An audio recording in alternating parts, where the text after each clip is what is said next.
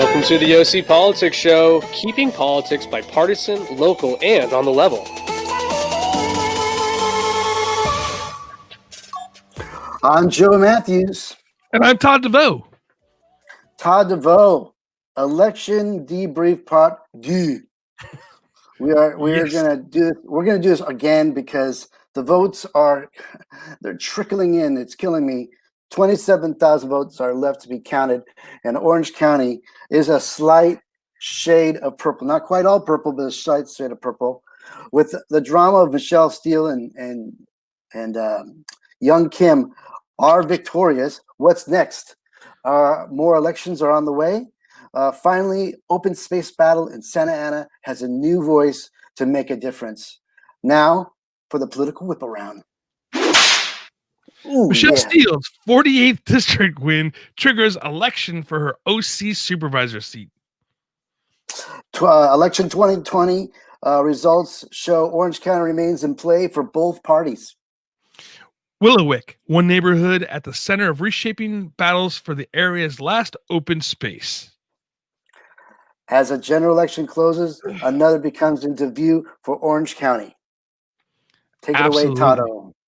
Sure thing. So Michele Steele's 40th district win triggers elections for her Orange County supervisor seat. So obviously there is a vacancy that has to be filled. So guess what, Orange County, at least for Michele Steele's district, the election cycle continues. So I'm sure a few people are throwing their hat in the ring for this. The Democratic Party of Orange County Chairman Alda Bricerno in a statement says momentum is with her, or with us, I guess, and geared up to flipping the 2nd District Board of Supervisors seat in the upcoming election. On the Republican side, it says, we'll be prepared to fight and hold our 4-1 majority on the Board of Supervisors. And that was Fred Williker says in an email on Tuesday. He's a curmudgeon, man. Jeez. We'll hold her. Yeah. So voters don't necessarily have, this is my favorite part, voters don't necessarily have a clear picture on what supervisors do. So he's just like, yeah, we're gonna keep it, and they don't even know what the fuck we do. Oh, excuse my language. Yeah, man. Supervisors overlook. They legislate, and they're the executive office. They do it all. A lot of responsibility for a supervisor. It kills me how even Orange County, LA County, doesn't matter what county you're in.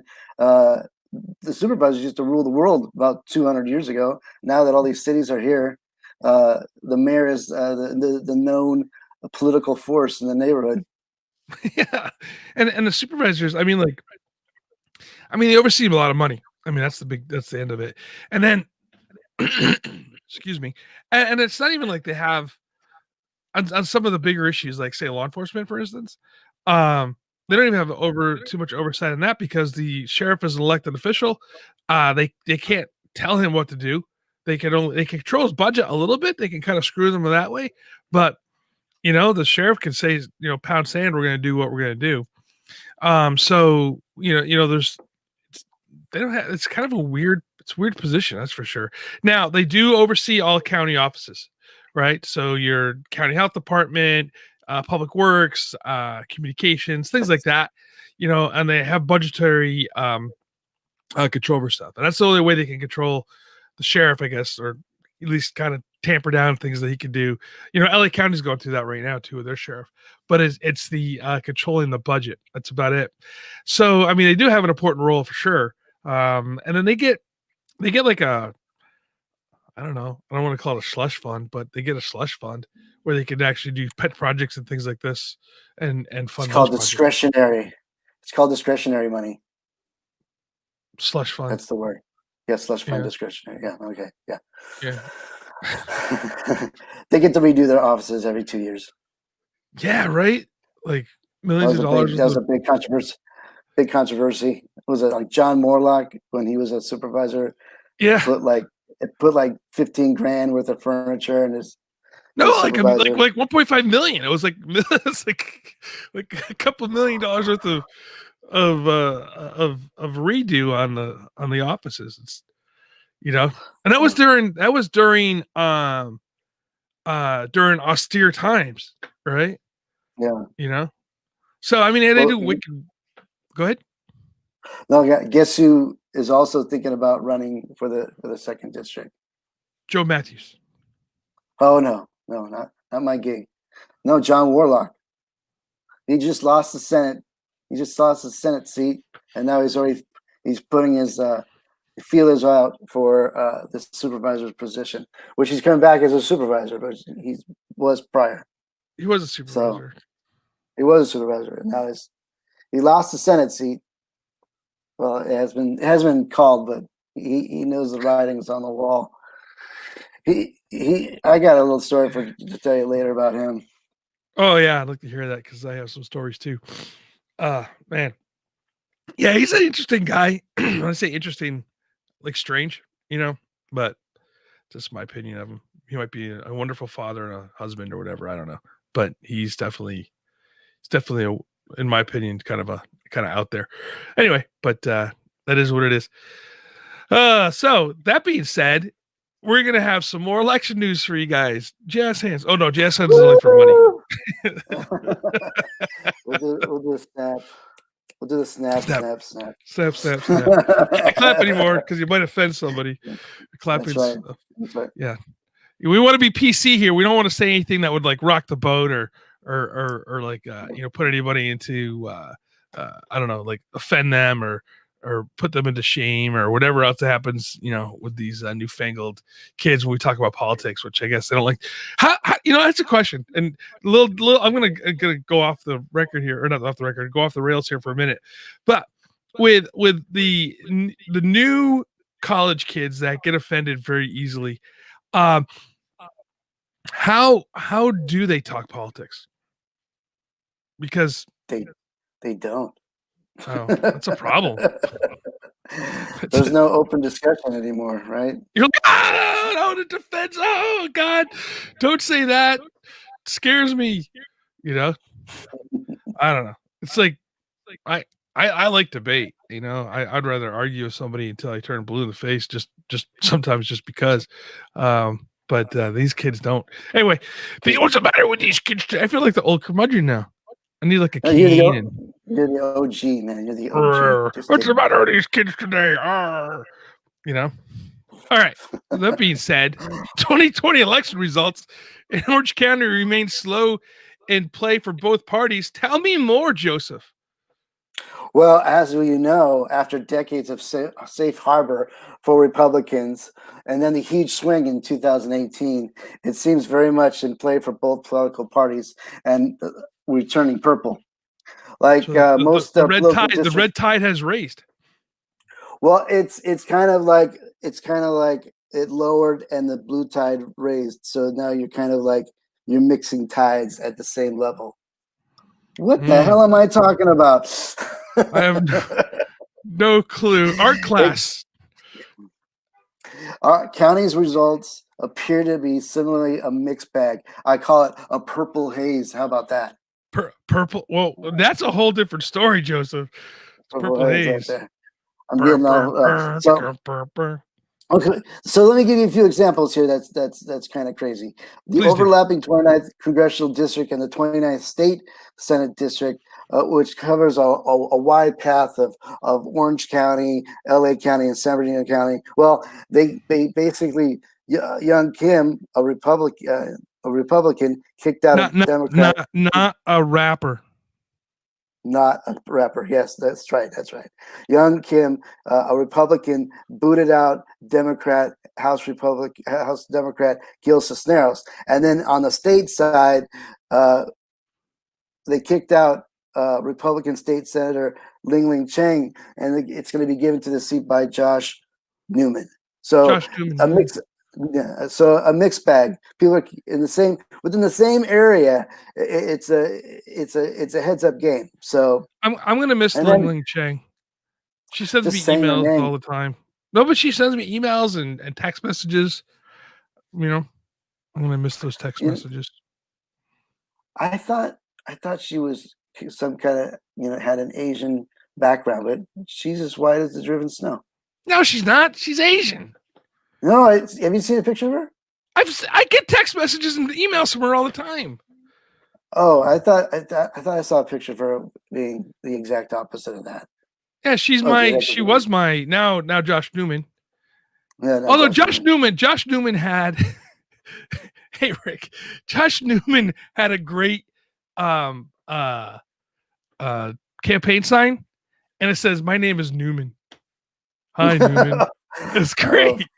From It was awesome. Yes, it was great. I didn't even know who Josh Newman was, and I just wanted to vote for him because his campaign signs are clever. Why do you think Newman was more superior than Ling Cheng? Was it the annoying texts? They were just done with her? Did she not do anything while she was there? What's your opinion? Again, this is the thing with, I don't know. First of all, I don't know how Ling Cheng got my telephone number, to be honest with you. I didn't sign up for anything. Maybe I did. I must have. Right. Anyway, I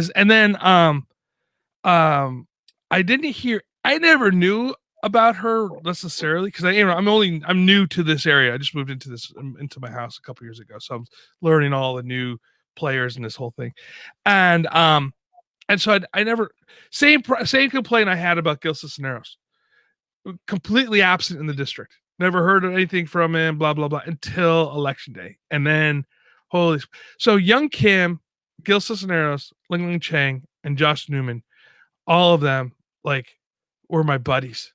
Like, I was, like, in the middle of the night, I'm getting texts from them, phone calls from their people. I was like, holy smoke. I felt popular for a little bit. I felt people, like, really cared for me, you know? And then, yeah. And then they didn't. They did.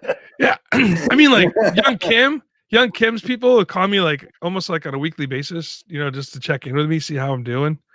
They're like, "Hey, how's it going?" I'm like, "Hey, Young Kim people, how you doing?" Have conversations with them and stuff. It was great. And then they would be like, "Okay, thank you. Are you gonna vote for her?" I'll be like, "Oh, I don't know." And they would be like, "Oh, great. Thanks." Yeah. So little thing, Cheng, she would text me and email me. Yeah, she's an Asian lady from Diamond Bar. Josh Newman is from Fullerton. So what I think here, and this is to be honest with you, what I think would happen with those particular races is that they bled over, both of them bled over into the LA County area.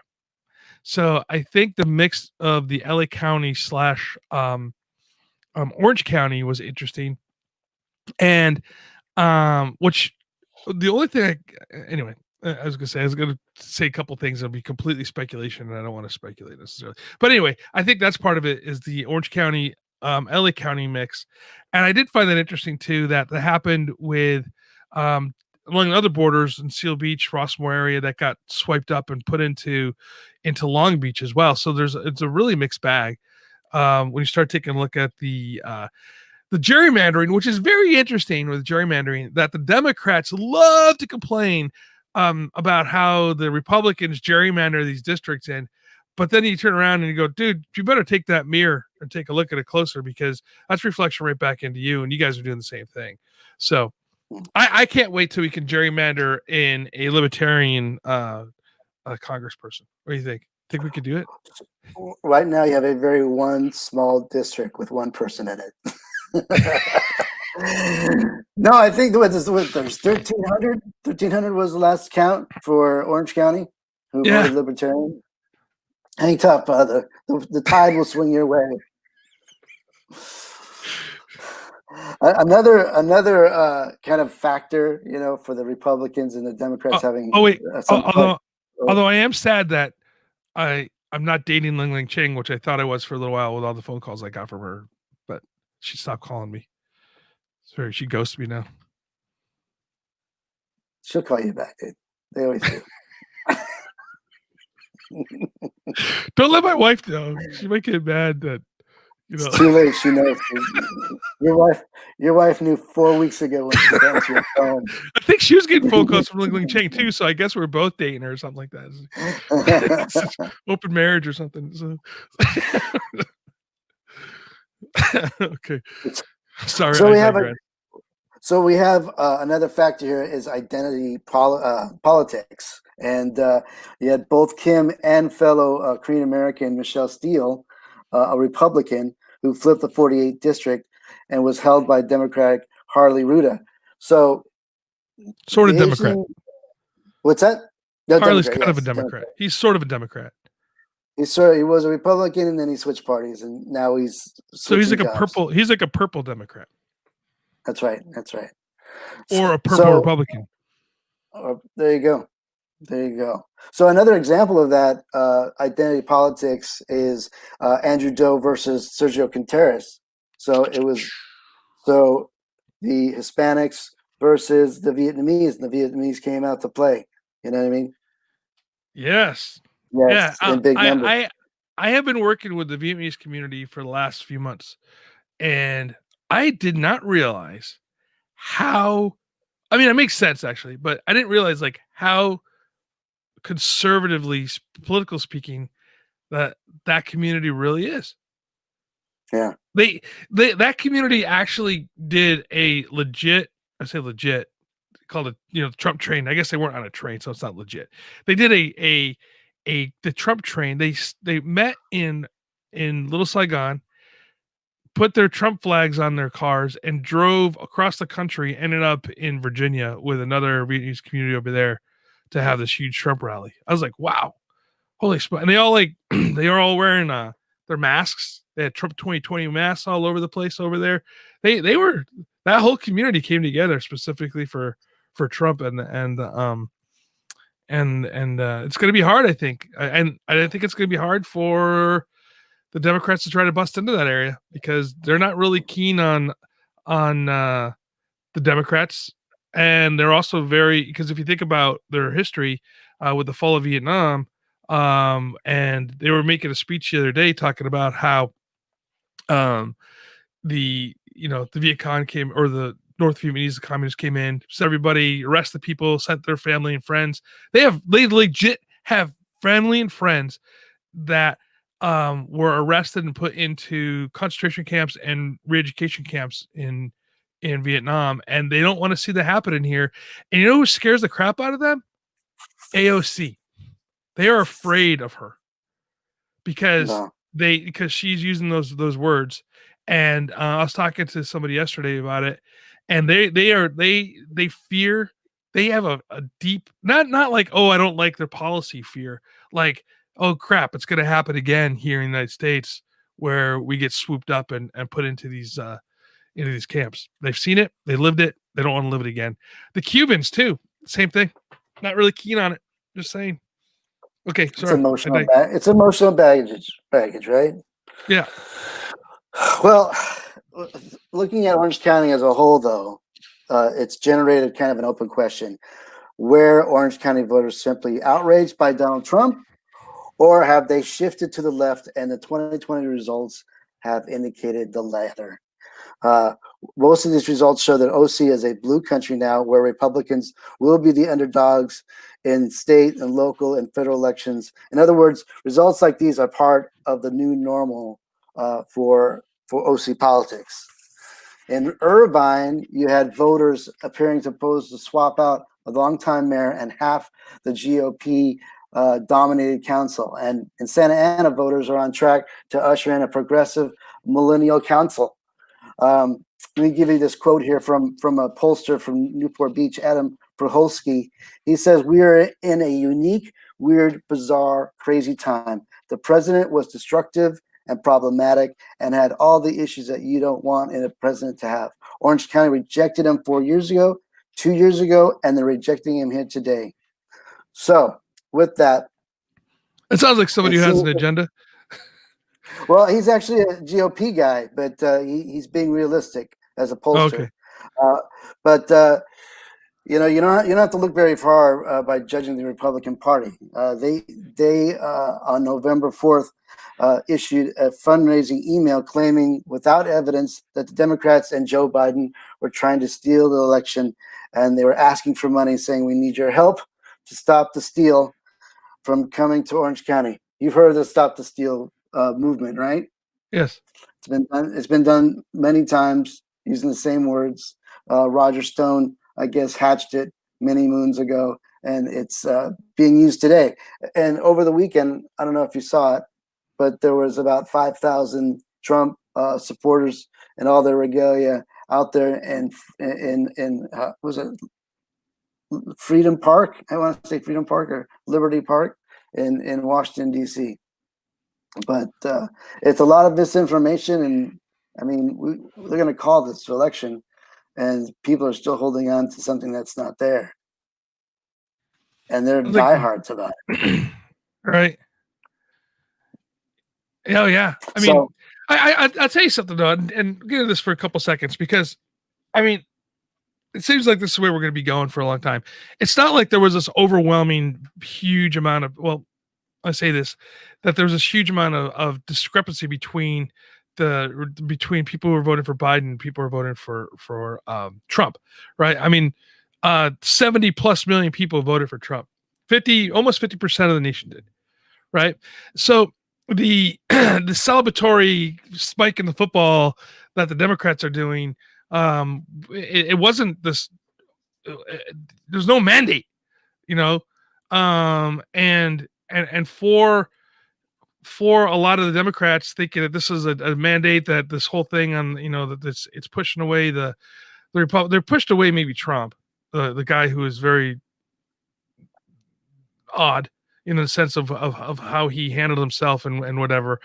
But I mean, and if you think about what the Democrats did to Trump in the beginning with the misinformation, with the whole, and people are still holding on to that, right? The whole, it's a, Russian collusion.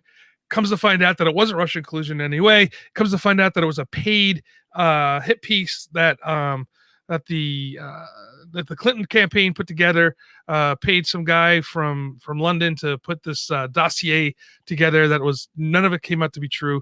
I mean, we spent millions of dollars investigating this and impeaching a president over it. Ends up being a bunch of bullshit.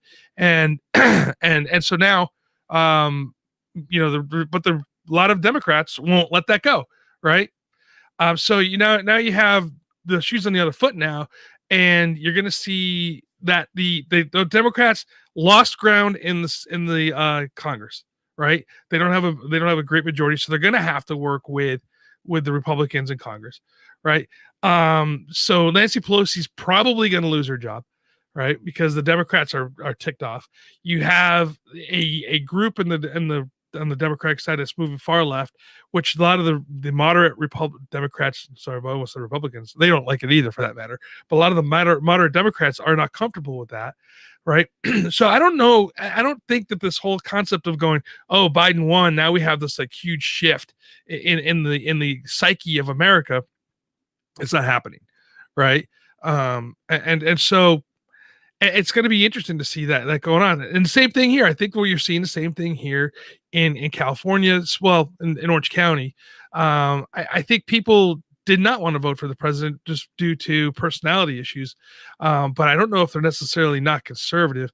I don't think this is a huge progressive wave is occurring in Orange County. It might be a blue wave necessarily, but like Ruda, for instance, as I was bringing out, he's not necessarily somebody who would call a liberal left-leaning congressperson, right? I mean, he was a Republican. He kind of leans that way. Newman's the same way. He's a little purple. You're the people who won, except for Katie Porter, the people who have won tend to be purple in themselves. You know what I mean? So I don't think that we have this huge, dark, deep blue or OC. I think you're seeing an interesting mix with a purple OC happening. Even with the Democrats who are elected into office are more purple than they are blue. What say you, Joseph? I agree. The purple haze is very addictive. We shall call it the purple haze from now on. The purple haze. So just to round up the stop to steal.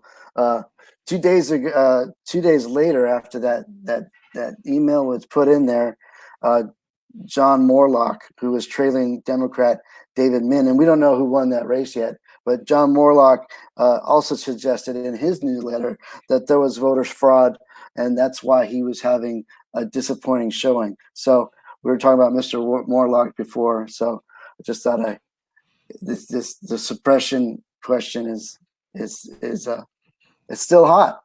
You know what? I So agree. I agree with them all. First, by the way, I think there was 100% voter fraud, and I think that Joe Jurgensen actually won the presidential election, and I demand that she gets put into office. Right here, folks. Right here on the OC Politics Show, that there was a concerted effort to suppress the vote, and Joe Jurgensen actually won the election. That's by a lot of 140 million votes. 40 million. 140 million votes went to Joe Jurgensen, and they just split them evenly amongst Democrats and Republicans. And I think that's BS, and that we need to put her into office. That's what I'm saying. I have proof. It's a book I'm writing right now, and it will be out next week. And it's called The Joe Jurgensen Affair. The Joe Jurgensen. I'm having Joe Jurgensen's baby. That's I'm pregnant with Joe Jurgensen's baby. Joseph is pregnant with Joe Jurgensen's baby. News breaking here. That is breaking. Joe is pregnant with Joe Jurgensen's baby. It's going to be a Joe. Joe. The triple Joe. All the burgers I want. Oh my gosh. Do you want some pickles and ice cream, sir? I'll get them for you. You want to talk about some open space issues in Santa Ana or what? I do. You know, I'm an open space guy. I was a parks commissioner. I love parks and recreation. I got a clock back here to prove it. Although it's wrong, I have to fix that. No, I think I fixed it. So there is a park. It's a city golf course, municipal golf course in Santa Ana, and it is in the Willowick area, and it's a poor central Orange County neighborhood, has touched by Gaining Junction, and it's hungry for open space. And you know what? I mean, I do agree that open space actually is good for the community.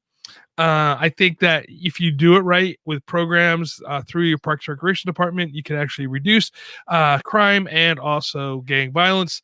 It gives people something to do other than fight each other, right? And sell drugs and whatnot. You know, it has to be operated properly. And now you have an opportunity here, but it is in the opportunity zone, as Santa Ana will call this, which looks like it's more along the lines of gentrification. And although I have mixed feelings on the concept of gentrification, because I think overall it's good for the community. What I mean by that is you're bringing in businesses, you're bringing in housing and whatnot, but then, as people say, it prices out those who are in need. And so now you have people who have to leave the community and go live elsewhere. And so there is that. And I know that with producer Brian and Joe both being Santa Ana residents, this is probably a little bit more closer to home. And Joe's newly elected councilwoman is an outspoken person on this thing. We tried to get her on the show. She did not respond to us. And Joe, what do you think about the Willowick area? Well, I'm with you with the open space. I mean, we need more of it. We're park poor, and that place, you know, if you drive over the 22 freeway, you look to your right, you see that golf course as you pass the district. And it's a wide open, you know, it's attached to the storm drain, right? It's connected to the storm drain and stuff like that. No, you got to beautify that up and make it pretty for people to walk and jog and you know, there's a lot of potential there, and we don't need more houses. We need more open space, more park space, actually. Although we are in a housing crisis, right? True that. But there is construction in Santa Ana for new housing, and some of that new housing is not for low income people either. So that's a problem right? too. Right. So exactly. I mean, here's something interesting, and I think that this is one of those things that, and I hate to say this, right? Because I'm not a fan of it, but you're starting to see more and more areas like in Santa Ana, Anaheim is doing it as well, right? Around the stadium. The more of the dense city type living is coming to Orange County. And is that the solution to our housing crisis of more dense housing and then having more open space like this stay open where it could be the community parks, so is that the true answer to number one, our housing issue, and then number two, keeping open space? What do you think, Joe? There's nothing wrong with being mixed use either. There's nothing wrong. There's a lot of land there. You can put a park around a neighborhood and make it multi-use. So there's a lot of things you can do. It's just it's a kind of a land grab, is where I'm concerned for that. The rich will take what they need, and the people that need that kind of housing are going to be left in the dark. I want to bring producer Brian in the show. Maybe not. Brian. Why, Todd? There he is. Because I love to see your beautiful eyes this early in the morning. That's why. So that's you kind of live in that area. I mean, not necessarily in that area, but in Santa Ana. You live near a park. You live in a condo. What are your feelings on this whole thing, keeping parks open and doing more higher density housing instead of single family housing? I am all for the government staying out of people's business. And if somebody owns some flipping land and wants to do something with it, they should be allowed to do it. And I think that when government creates opportunity zones and they're kicking people out of their homes that they've probably worked extremely hard for, and hopefully, intending to leave it to their children or grandchildren, it's sad. It really is. I understand, they're looking at a 50-year vision or whatnot, but what about that person who worked for 40 years to have that home, and they're just going to be offered fair market value and be on your way? Well, the area that we're talking about right now is a golf course, which is located in the city of Santa Ana. However, But it's owned by the city of Garden Grove. But that opportunity zone extends all the way to the 55. That opportunity zone is massive. And you're talking about not just a golf course or not just industrial area, but you're talking about neighborhoods. If you go to Santa Ana City's website, you can see the map of the opportunity zone, and it's not just a golf course. Right. And the majority of it extends along this new light rail above ground train deal they're building. I mean, it spreads that far. And there's businesses that I go to inside this opportunity zone. What's going to happen to them? What do they say? What's that? What do they say? Have they said anything to you about it? I haven't spoken to any of them about it, but again, and then all the tax incentives for these developers to come in, and so they're highly motivated to boot people out of their homes so they can build this high density. And one thing that I find really strange, if you drive by any of this high density stuff, how much work did they do on the roads to support all this new inbound, outbound traffic? I'm sure they did a traffic survey. Had to, yeah. I'm sure, but nothing was widened. No new lights have been put in by the ones I drive by. I mean, I don't know what the big picture is, but again, I think the government needs to, just like rent control. If I buy apartments and that's my business, I own the land, my taxes are paid. Who are you to tell me what I can and cannot charge? Joe. Are you asking me about the gentrification? Both, everything. Or what Brian just said. Well, I agree with Brian. I think you should be able to set that price because you've worked hard for it. But it just the other half of me is like saying, well, there's a lot of poor people out there that need the break, and you're in a poor neighborhood, and it's not fair to charge an enormous amount of money and and it's not the market rate. Yeah. See, now that's interesting to say that though, because the Democratic controlled legislature of California has done a couple things which I find interesting. Number one, they're I don't know if they've done it yet, so I don't want to speak out of turn, but they're working on outline or restricting zoning, right? So they don't want to have single family home zones any longer. They want these homes to be able to have multiple. Basically, I live in a single, or so do you, Joe, in a single family area.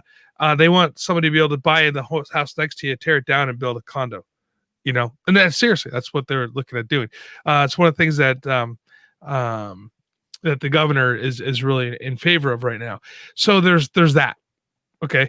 And then they said this is thing again. I know Brian gets mad at me for like listening to what people say and listening to them and like going by what their words are.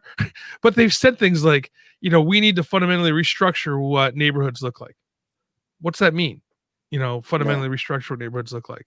That to me, that means like saying, hey, single family homes, you're out. You know what I mean? Where we need to because we need to get rid of this housing crisis. So the only way to do this is by having dense housing. And you see this like in even here in Brea, we have a few projects that are going on that are high density housing areas, which is fundamentally changing what Brea is.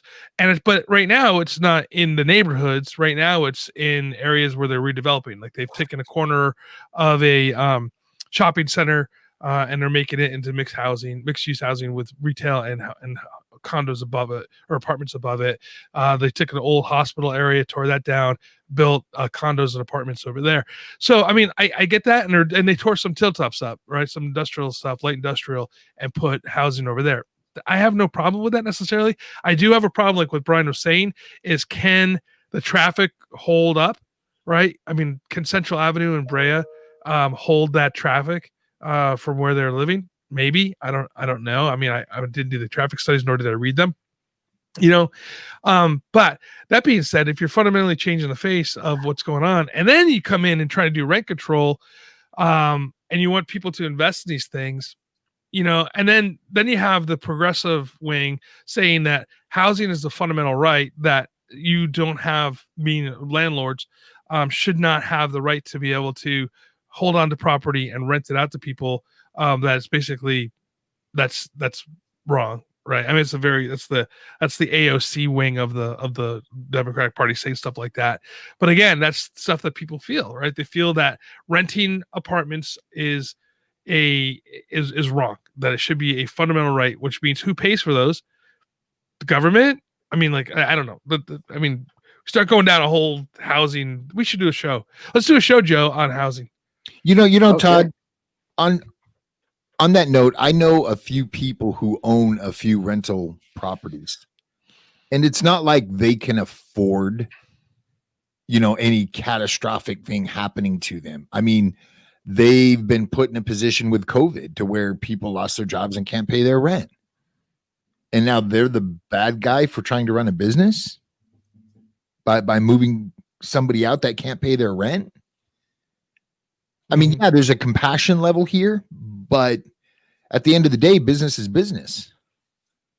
You let the state government shut down and these politicians not get a flipping paycheck for 6 months and see if they show up to work. Bam. Yeah. Yeah. And it's not even just business is business. I mean, owning and having property, you're responsible for maintaining that property in a safe manner, right? Right. And so right. So you need to make sure the plumbing's working. You need to make sure that the stove is working, that the only thing you don't have to have is a refrigerator, right? But I mean, like, all that stuff has to be in working order and safe order, right? Which I get. You don't want people living in slums, but it takes money to do that. And now you're saying to them, hey, you can't charge for those upgrades.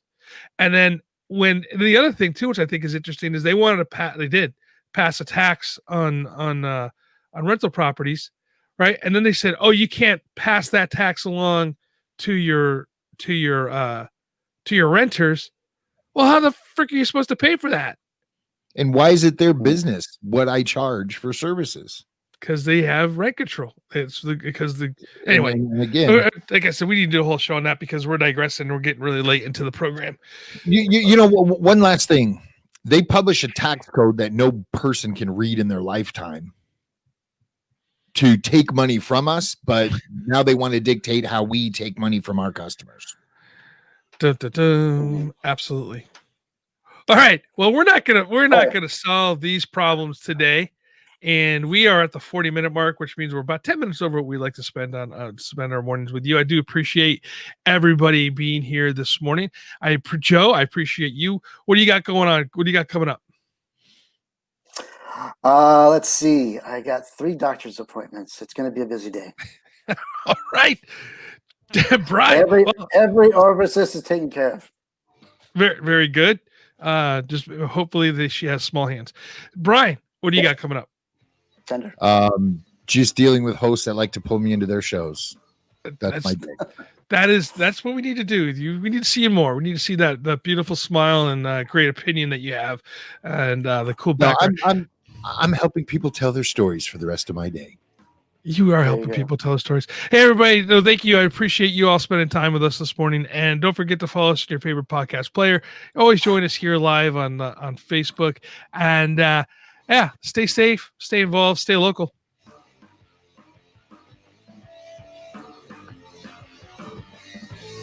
Thanks for Dan.